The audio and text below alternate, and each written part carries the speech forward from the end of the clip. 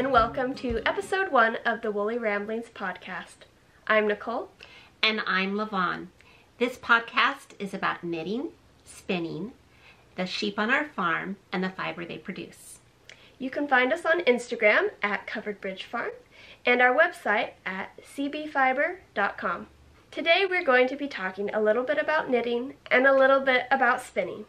But today we're also going to spend a big portion of our podcast talking about the Black Sheep Gathering, which we attended last weekend, and we are very excited to share with you about what we did while we were there and what we got. But before we get to that, we are going to start with finished objects. And I have 2 objects to share with you today. Both are knit out of the same yarn from actually our sheep. It is a natural colored Romney yarn from our little ewe called Amaya. And both patterns are knit out of the Chicks with Sticks Guide to Knitting book. So to start, I knitted this scarf. It is a very simple basket weave pattern scarf. As you can see, there's not much to it. Very simple. It is called the Boyfriend Basket Weave Scarf. And my second object is a simple pullover crew knit cap.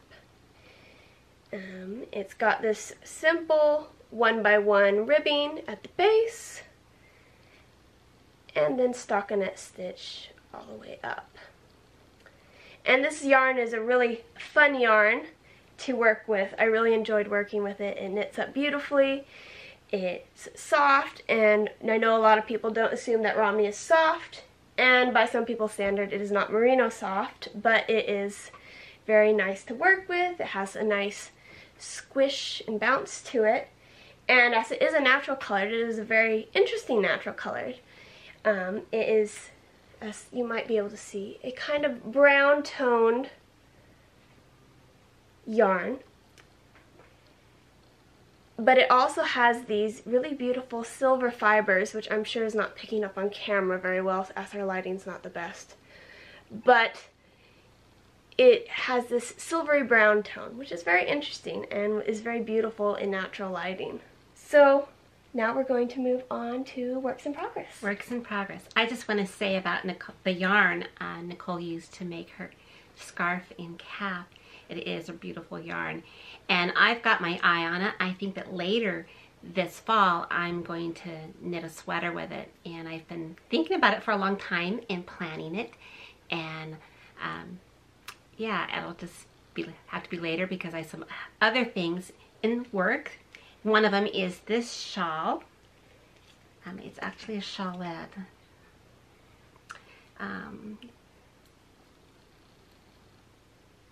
See it? It's a very simple pattern with a lace edging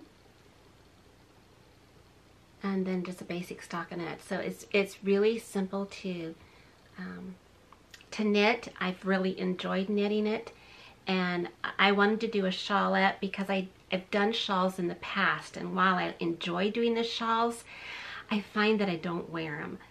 So I'm hoping by doing a shawlette that I'll wear it more like a scarf and actually take it out of the drawer and use it in my wardrobe.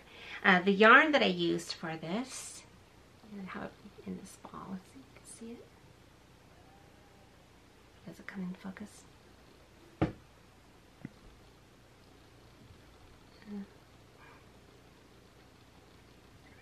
Okay. So it is a yarn produced by Lana, and she is a farmer or a rancher in northeastern California. She runs a band of Rambouillet sheep in Surprise Valley, California. And many years ago, my dad actually looked at possibly purchasing a ranch there. It is a beautiful place, very remote, not a very large place at all. So I was very excited when I saw this yarn. We actually discovered her at Not Another Fiber Festival, which was held in April. And so when I saw her yarn and that she was from Surprise Valley, even though I live far from there now, it felt in a sense like I was, like she was in my backyard, my neighbor. So, and then after going, visiting with her and looking at what she had, then we realized that her yarn is the yarn that is her sheep, the Rambouillet sheep that she has are the sheep that's used for Brooklyn Tweed's new yarn, the Ranch 01. So, and she also, this is a natural dyed yarn. She dyed it herself with wilt.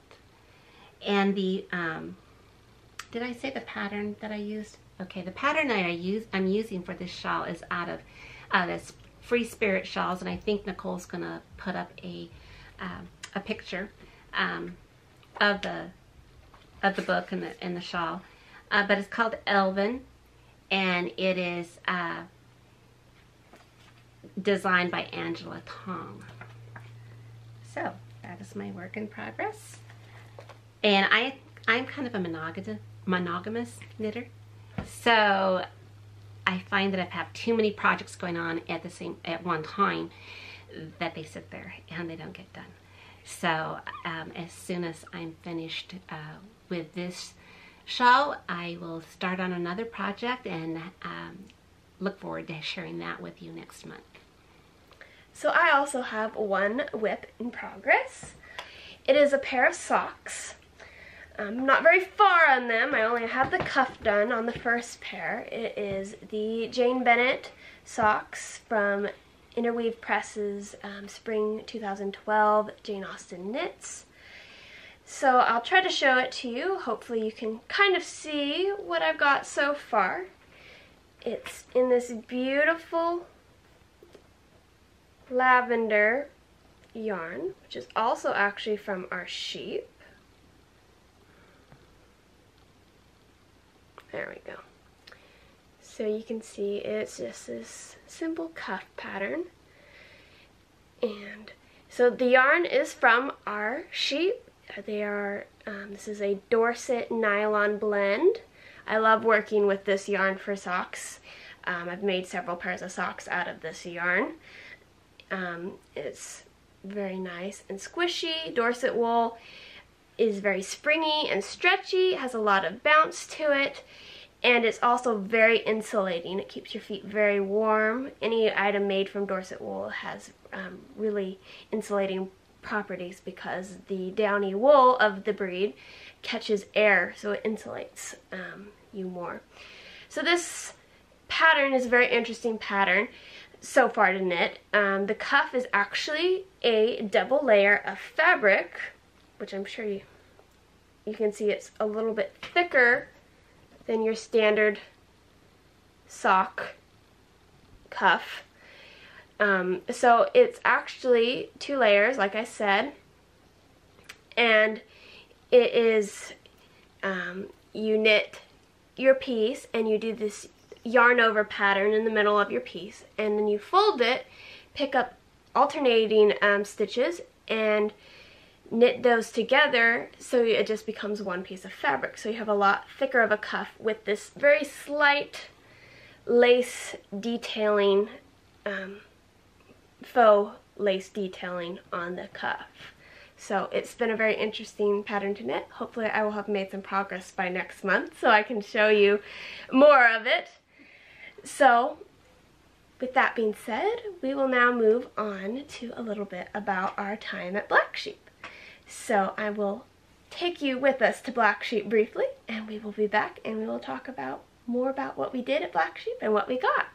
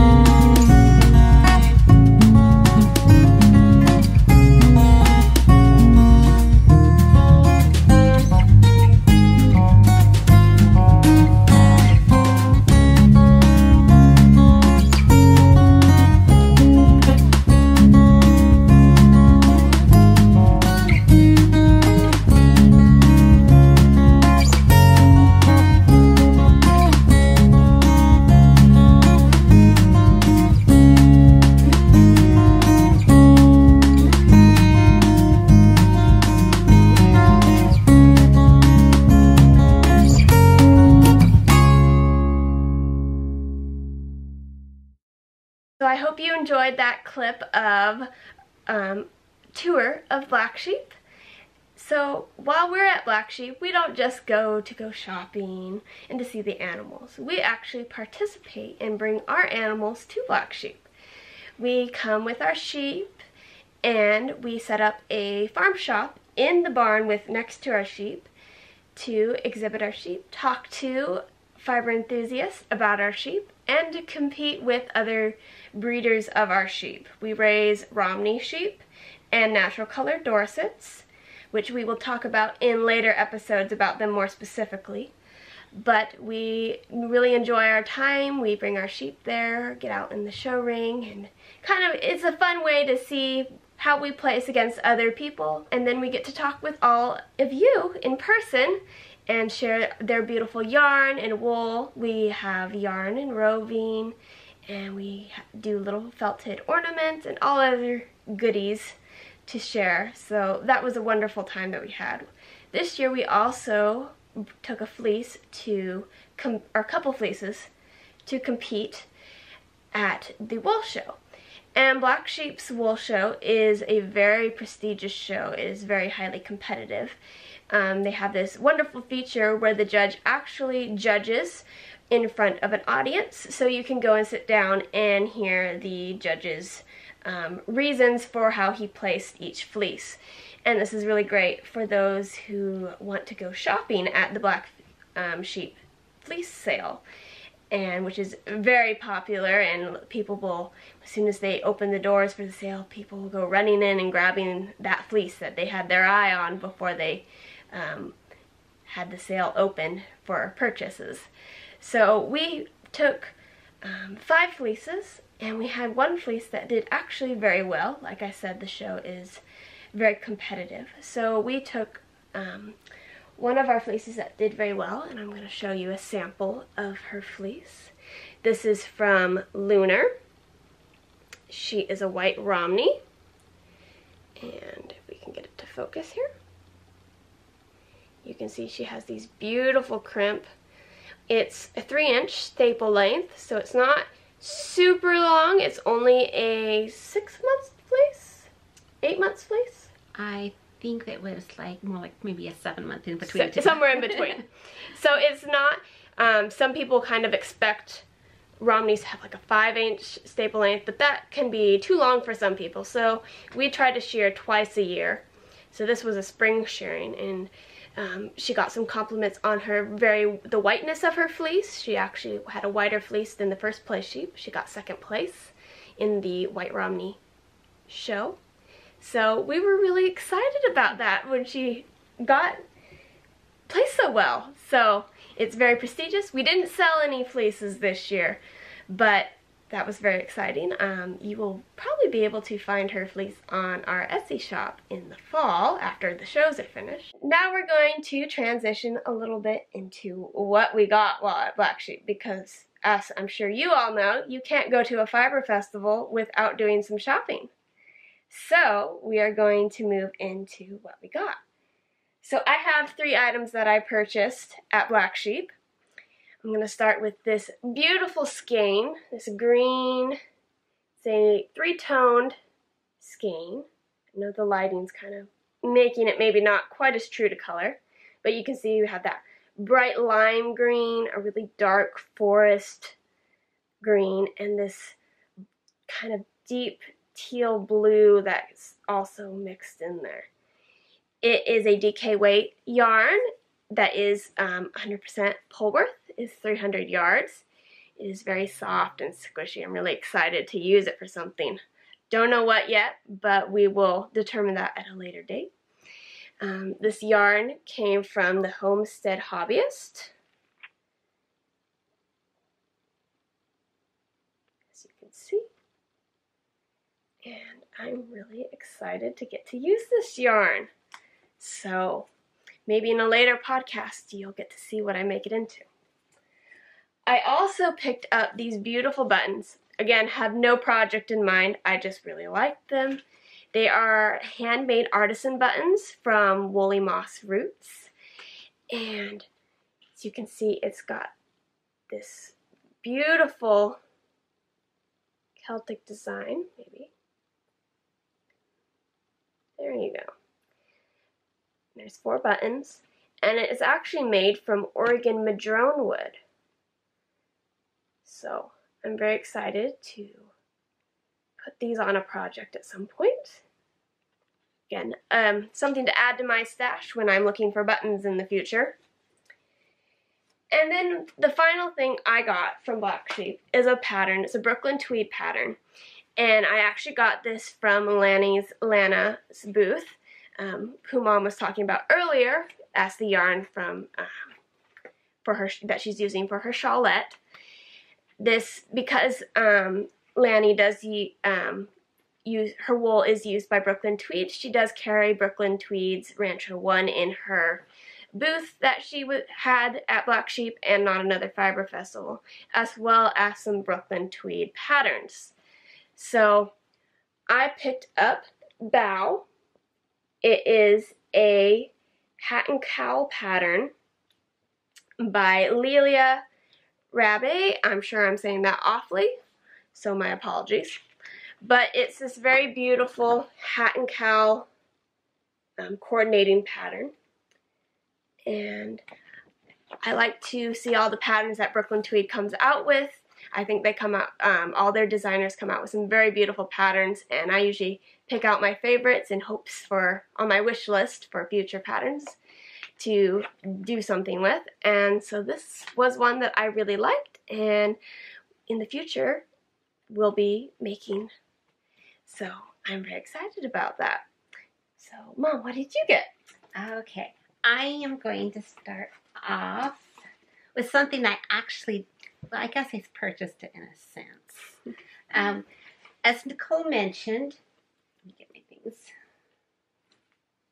As Nicole mentioned, we raise registered Romney sheep, and we belong to the American Romney Association, which is the national breed registry and club for the sheep. And this year they held their annual meeting at the Black Sheep Gathering. And so we attended that, and the meeting includes a dinner as well as a silent auction where the proceeds go to benefit the youth in the organization, youth shows and different programs for them. So one of the items among many that were being auctioned off were 3 skeins of Romney yarn.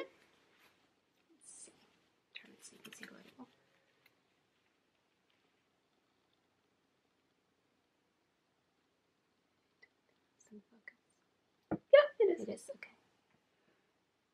All right. And it is from Olympia Farm, who's located in Connecticut. It's a single ply yarn and is a beautiful apricot color. And along with this yarn was a book called Drop Dead Easy Knits. And she picked out the quantity of yarn specific for a specific pattern in the book, and it is a shawl, and it's called the Short Beach Shawl. Again, Nicole put an insert here showing the picture of the shawl, but it's a beautiful lace pattern, and I am looking forward to making that shawl in one of my future projects. So that was a really special added bonus for me. And then I shopped for fiber. I've joined a spin along. It's done by Cheryl, the 1764 Shepherdess, and you can find her on Instagram. She also has a Ravelry group that's called Spin 15, and the idea is that you sit down and just spin for 15 minutes a day. Most of us can squeeze in 15 minutes somewhere in our busy schedules, and then the idea is that eventually it'll become a habit, and you'll find yourself spinning more often and catching up on that stash that you collect. And so one of the things, a spin-off on that, what she's also doing is a breed study, a wool breed study. And so with this, we have small samples of different breeds.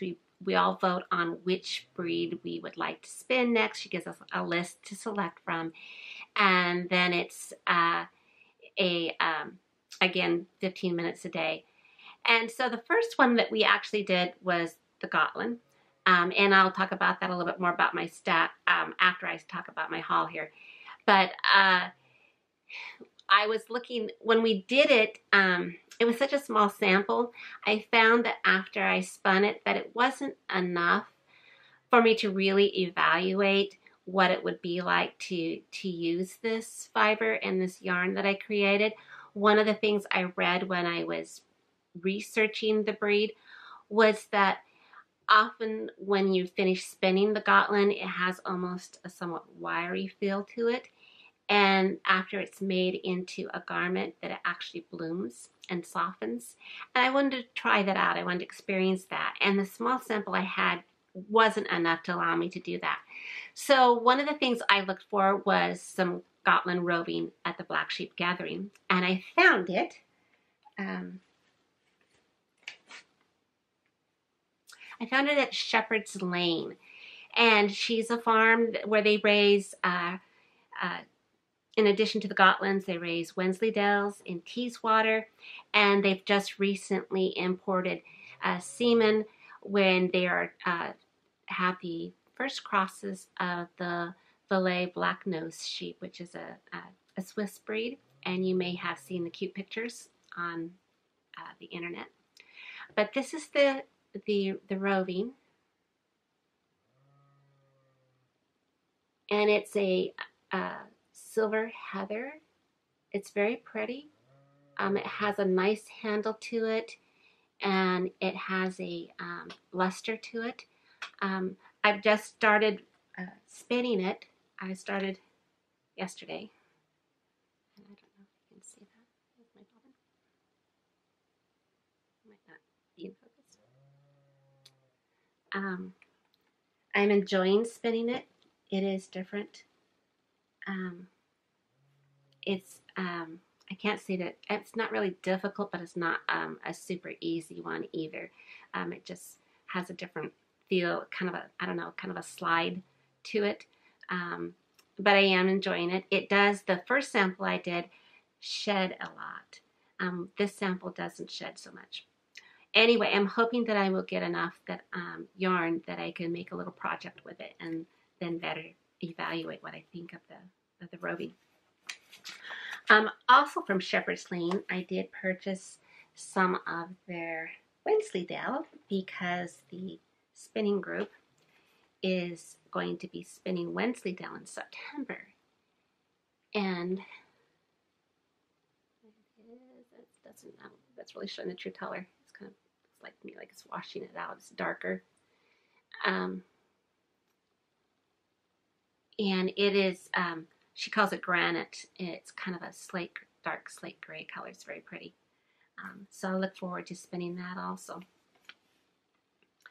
And let's see. Oh yes, item I got was this, and it's very soft and very squishy. It is Targhee, and this is not actually on our list of fibers that we're going to be spinning as a group as part of this breed study. But I used to, many years ago, I used to raise Targhee. And this was before I was into spinning or knitting. I just remember the fleeces as being gorgeous. When we moved, we were living in an area that had a drier climate. And when we moved where we live now, it was much wetter. And the sheep just didn't do as well in the really wet climate that we're in now. They're better for a more arid climate. So anyway, so we switched at that point. We switched from the Targhee to the Romney, but I do have a soft spot for them, and I'm really eager to spin this up. I'm pretty excited about it. It's very pretty. And I purchased this from the Aurora Colony Fiber Arts. But I don't know what its original source is, what ranch or ranches it came from. So I found a bag. can see that at all. Bring it towards me. And then okay, that's very cute. It's from the stash, and it has 2 alpacas, one of them could be a llama, and 2 sheep, and they're all wearing hats and scarves and socks. Anyway, it's very adorable. I like it. All right, so I think that concludes our haul from Black Sheep. I do want to say that I spent a lot of time on Saturday working in our farm booth, and there were so many wonderful people that came by, and it was fun to visit with them. There was one woman, I do not, know her name, I don't recall, but she told me how she came from Winnipeg, Manitoba, and she came with a group of her friends, and they took the train specifically to come to Black Sheep Gathering, and rode the train down here. And I just thought, oh my gosh, what fun. And we also had some people who follow us on Instagram, and they looked us up, so that was really exciting to meet them also. So just overall, a really enjoyable time. So now I'm going to talk about the spinning aspect of our of what we do. I kind of already have done that to a degree. So for me, what I'm working on is this breed study. I've always been fascinated by the different breeds of sheep and the fiber that they grow, and how each breed is unique. And there's no breed that has bad fiber. Sometimes I think we have a tendency to think that it's not the ultra soft of merino, that it's maybe not quality to work with, and that's not true. There's just so many, each one has so many wonderful attributes to it, and it depends on the project that you're working on what you'll select. And so for me, being fascinated with this, I've been saying for a long time that I wanted to explore this. And this virtual spinning group, the Spin 15 a Day, which is hosted by, as I said, Cheryl with the 1764 Shepherdess, just seemed to be the perfect thing because it gives me that incentive. I have a busy schedule, so the thought that I only have to sit down 15 minutes a day, that works great for me. So, as I had already talked about the Gotland. That was our first breed that we did back in April. I am incredibly far behind the group, but that's okay. I keep telling myself that just enjoy the process. So I am doing my larger quantity of Scotland now so that I could make something with it. And as I'm working with it, I'm not quite sure what I'm going to make, but I'm kind of thinking, I don't know, it's speaking to me, and I think it's kind of telling me maybe if I have enough, some sort of lace. I'm thinking maybe a shawlette, maybe a cowl. I don't know. We'll see how much yield I get on that and what I end up doing with it. Our May breed that we were supposed to spin was the Polworth. And this is the little sample that I received from Spin 15. There we go. It's very soft, kind of similar to that Targhee and how it feels. Again, I didn't think it was, once I decided that I wanted a larger quantity, I looked for more. And what I found at Not Another Fiber Festival in April was this braid by Polworth.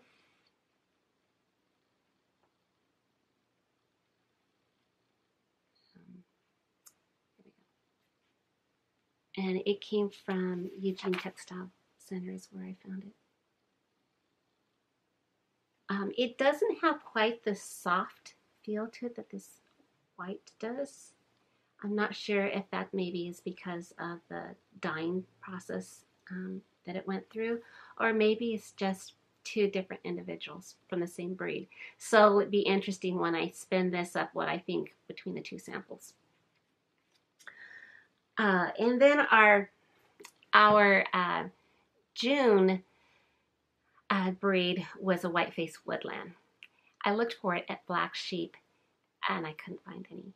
I know I might I'm not sure if I could still get some from Cheryl, but I'm kind of thinking I'm going to hold off and wait until Oregon Flock and Fiber Festival, which will be in September, and see if I can find some there.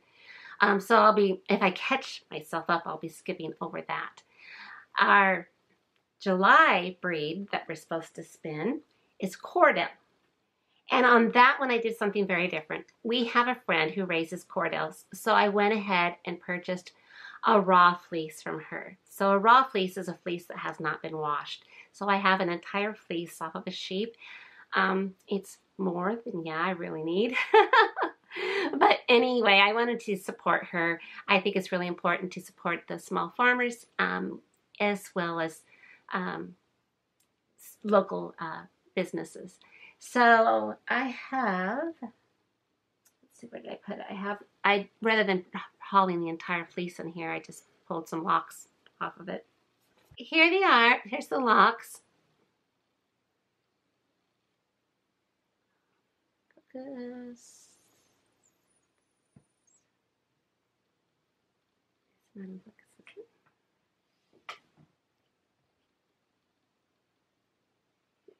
Okay, so it's very pretty.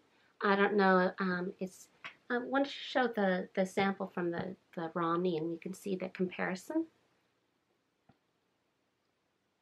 All right, I don't know if you can see that, but if you can see the crimp on there, that's the little wavy portions. And you can see in the Cordell that the crimp is closer together. That's an indication of a finer fleece. You can also see that the Romney is cleaner, wider. So the Cordell was not coated, and so the tips are dirty, but I think that it will wash out just fine. I don't think there will be a problem with that. And overall, especially for a fleece that was not coated, it is really very clean. It's just that you have the weathered tips. And again, the staple length is probably a little bit short for a Cordell, but this is from her ewe named Stormy, who is a big pet. And when Stormy was a lamb, she took her to show, and she'd go out into the ring after the shows were over and just play with Stormy out there in the ring, and it was pretty cute. So anyway, I think that this fleece from Stormy, that she had trimmed on it to get Stormy all pretty for show, and so that's one reason why it's just a little bit shorter staple length. But it is very beautiful, and I'm looking forward to working with this also. And then for also in the month of July, the Spin 15 group is gathered a team to take part in the Tour de Fleece. So I am taking part in that. I have to spend 15 minutes every day. And it started yesterday, and I actually spun for half hour yesterday and a half hour today. That's why I started my Gotland. And yeah, it should be a lot of fun, and we'll just see how it goes. And then next month, she's doing a virtual spin camp, and called Spin 15 Camp, or Camp Spin 15. And how that works is that we sign up for camp, and we are assigned to cabins. And each cabin is spinning a different breed.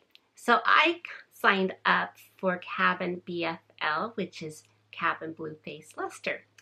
And so Cheryl sent out to all of us these wonderful box of goodies, and my favorite is this project bag. It has on the corner, it's got the little Spin 15 logo. I don't know, there it goes. Okay. And inside is my braid of BFL. Very nice.